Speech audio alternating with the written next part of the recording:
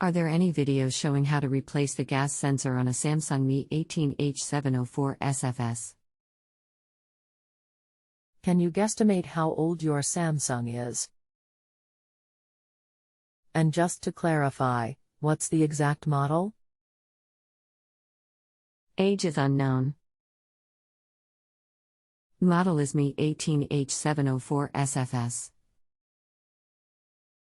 Do you plan on doing the work yourself? Yes. Anything else we should know to help you best? I have the gas sensor. One moment while I get some information for you. Note it takes time to type and add links, so please be patient. There is no video to show you how to replace it, but it is not hard to do. Remove the microwave from the cabinet and set it on a counter. Remove all the back perimeter screws, top perimter screws and bottom panel edge screws so you can remove the outer shroud. Once it is off, you will see the sensor plugged into the top socket on the microwave. Just swap it out and reassemble.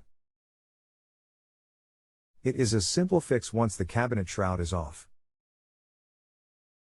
Thanks, and you can come back anytime for free follow-up questions.